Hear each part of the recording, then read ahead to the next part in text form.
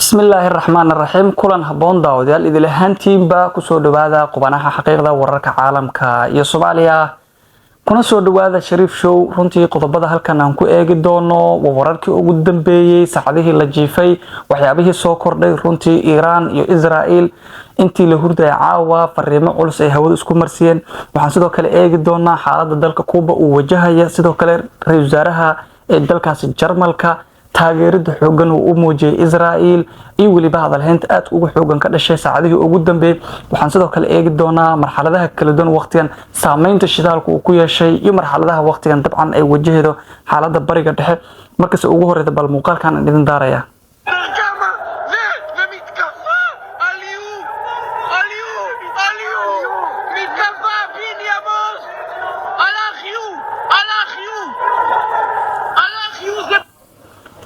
ودبعاً هدي أن إذن ترجموا سحضر لذا يكون هذا قيان ومقال تدقوب جوجال أي دوبين ولبنا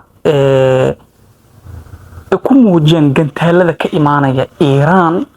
أو عاو جنتهل لذا هو وين دبعاً فصح ذي أو كسي فصح ذي إسرائيل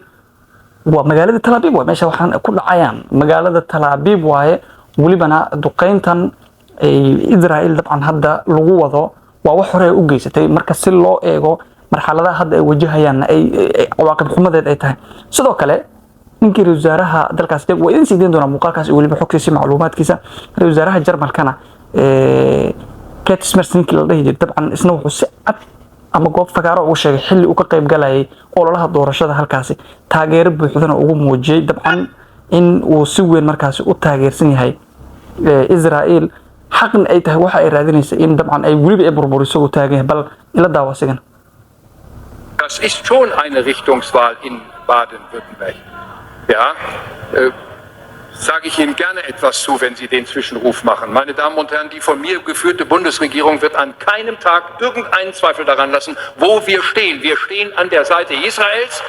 Wir stehen an der Seite wir stehen وأدوية مركان وحمر يسامر حالته وجود بيرونتي ما أنت يدو لوجه ما دام أقولنا هذا كان يهود طبعا كل جود يقرب يسكوين لكن محمد قطع مركان إن إسرائيل تهجيرية الوياد وبدنا يعني واللي بنا قطع حلفيس كذي يدود يدكو آدم طبعا أياد أسي حوق السنسو وحصلوا كلا إسلا أجدونا مرحلتها كلا دونا دلك كوبا وقت كان وجهها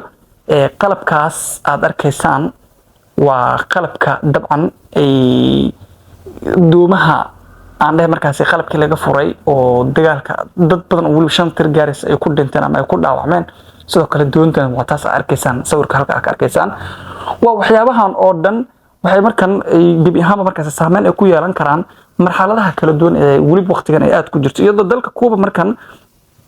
يكون واقعين با اللي بشذا قفك وشنا هذا مركن استرساسين تكون أحمر يسوع عيد ماذا يقول بس ذو كله دومها إيريا مركزي وصدوا هالكاس أو هالكلا قد بدأ سين ربع مركو جور يسوع هالكان إن نكون قاعد اللي سود هذا كنا سود هذا شريف شو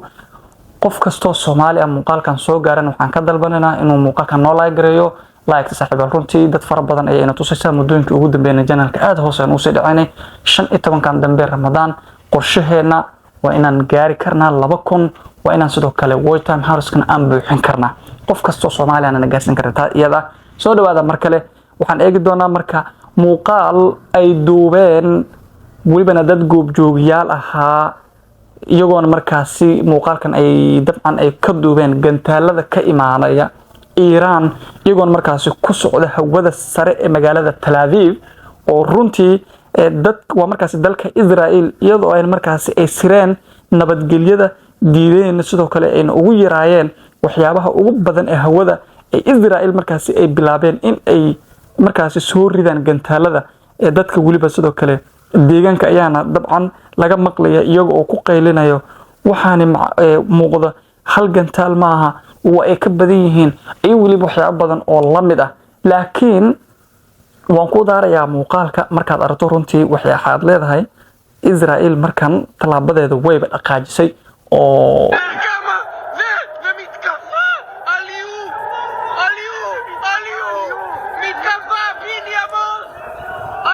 تلعبي برونتي مركان ضدك أو طبعا هالكاس كنول waxay wajahayaan marxaladtii ugu cusleed marka si loo eego xaqiiq marka laga hadlo waana dhibaatooyinka ugu waaweyn ee maanta Tel Aviv u horseeday ninka la yiraahdo Netanyahu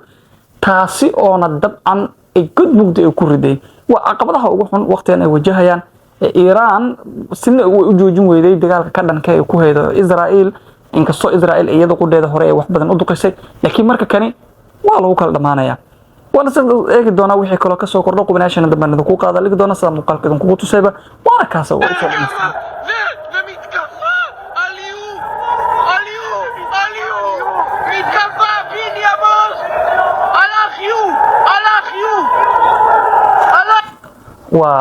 Tel Aviv waa dadku ku nool halkaasi ra'iisul wasaaraha Jarmalkan aadina markan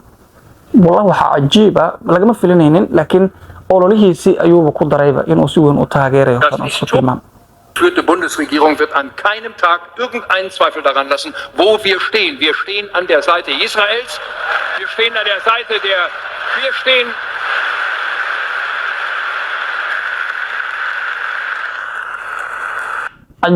عجيب waxyaabaha waqtigan muuqda oo runtii marka si loo eego ayaan daran ay tahay laguna tilmaamay dabcan waqtigan in ra'iisul wasaaraha Jarmalka si weyn taageero ugu muujiyo xilliga dhexdhexaadinta uu ka shaqeyn lahaa oo labadan dal in muddo ay saayeen hadana u muuqato in dabcan si ugu wacday waa sababaha ugu waaweyn waqtigan ku imaanayo ama lagu tilmaamayo in gebi ahaanba xaaladda bariga dhexe xitaa dalalka Yurub loo leeyahay waxbay ku leeyihiin oo in xaalad halkaas ka qarxdo ay si yacdo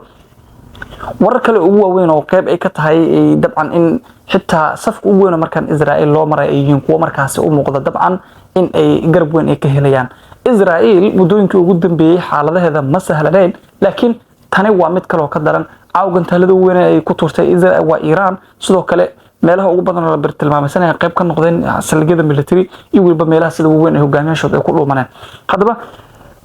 wixii kale oo ka soo kordha macluumaad halkan